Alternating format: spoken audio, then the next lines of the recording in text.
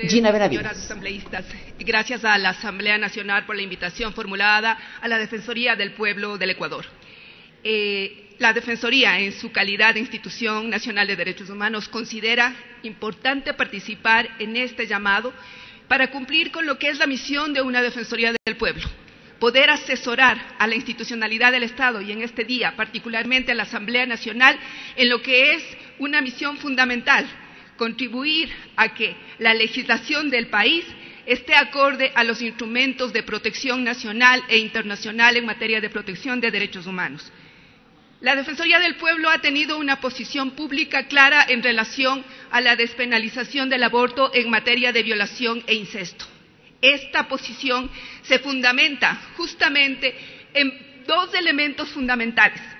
El primer elemento es el contexto social de riesgo que existe en el país. En este país hay riesgo por ser mujer. En este país el riesgo de la violencia está en la calle, está en los hogares, está en las escuelas. Ese riesgo nos exige a todos, a toda la institucionalidad del Estado, a actuar y a actuar con eficacia. El riesgo, se lo ha dicho aquí y se lo ha mantenido durante muchas intervenciones en el anterior debate y en este también. Hay estadísticas del sector público y del sector privado que establecen efectivamente que hay embarazos adolescentes, que hay violaciones, que hay impunidad frente a las violaciones y que frente a eso hay también criminalización a las mujeres que optan por enfrentar la violencia y enfrentar un embarazo forzado. Ese contexto social de riesgo se agudiza más porque hay un marco jurídico penal limitado. Es un marco en donde se criminaliza a las mujeres que abortan, se contemplan limitadas excepciones, no se aplica para violación de las mujeres en general y porque no se visibiliza la situación de las niñas y las adolescentes. Esta posición que tiene la Defensoría del Pueblo se basa en 4 elementos. El marco constitucional ecuatoriano, que es claro y que establece varios principios y varios derechos específicos, como el derecho a la igualdad, el derecho a una vida libre de violencia, el libre desarrollo de la personalidad, el derecho a tomar decisiones libres e informadas, el derecho a la no revictimización y el derecho a la seguridad humana. Se basa también en la legislación que ustedes mismos han aprobado, esa legislación que exige la prevención y la intervención en materia de violencia contra la mujer. Se basa también en políticas públicas, la Agenda Nacional de las Mujeres y las personas LGBTI. Se basa fundamentalmente, además, en la posición y el debate que se ha dado en materia de derechos humanos a nivel de los principales órganos del sistema de Naciones Unidas y del sistema interamericano en esta materia. Señores asambleístas, señores y señoras asambleístas, 5 comités de Naciones Unidas, comités que supervigilan el cumplimiento de los tratados de derechos humanos, tratados ratificados por este Estado, se han pronunciado y han sido unánimes en recomendar al Estado, y particularmente porque es de desarrollo normativo a la Asamblea Nacional, que se despenalice el aborto por violación e incesto y malformaciones genéticas. Son 5 comités de expertos que valoran y que además hacen una reflexión en materia de derechos humanos y que ven el factor del riesgo y que determinan efectivamente que frente a eso se tiene que actuar, que es obligación del Estado actuar. A estos 5 comités se une un procedimiento especial y se une el Consejo de Derechos Humanos, que en el último EPO ha recomendado específicamente eso. Ha recomendado la despenalización del aborto por violación. Los instrumentos de derechos internacionales de derechos humanos no son meros instrumentos retóricos, generan obligaciones porque están atados a los tratados de derechos humanos. Señores legisladores, si ustedes no legislan conforme a las recomendaciones emitidas, en los próximos años serán convocados, el Estado ecuatoriano será efectivamente convocado y tendrá que rendir cuentas por esta falta de correspondencia con estas obligaciones.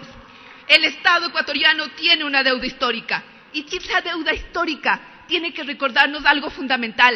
Son 130 años, más de un siglo, en que se penalizó el aborto que producen las mujeres, que es esa opción que toman las mujeres.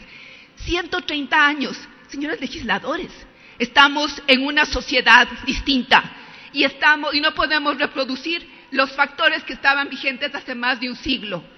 Esta reflexión exige un debate amplio, exige reconocer que el aborto es un tema de derechos humanos, que la violencia contra la mujer es una violación de los derechos humanos, que perpetuar efectivamente los procesos de criminalización hacia las mujeres por tomar la decisión del aborto, y más aún en los casos de violación, contribuye a perpetuar una cultura de violencia.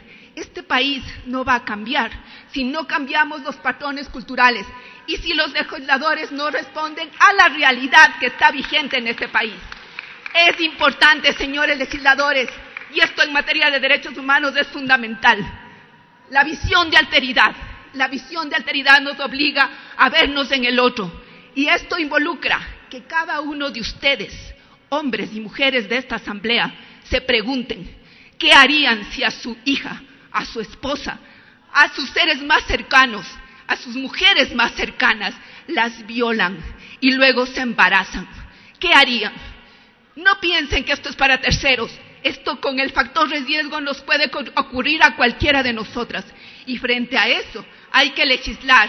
El debate no es entre la libertad y la vida. No es solamente un problema de la concepción o no. El problema es un problema por rescatar la vida digna. Y tener vida digna significa tener la capacidad de decidir, tener condiciones materiales de existencia y no estar sometido a violencia. El Estado ecuatoriano necesita hacer un cambio en sus reflexiones. Necesitamos promover el debate y ser consecuentes con la Constitución. La ética laica tiene que prevalecer. Esa ética que nos condiciona a todos los funcionarios del Estado a no responder por nuestras convicciones personales, sino efectivamente a promover el reconocimiento de la pluralidad, el reconocer que hay una realidad que debe cambiarse. Señores legisladores y señoras legisladoras, ustedes tienen una deuda con el país. Un siglo, más de un siglo en que este país no ha reconocido el derecho de las mujeres a decidir. Una situación de violencia en la calle.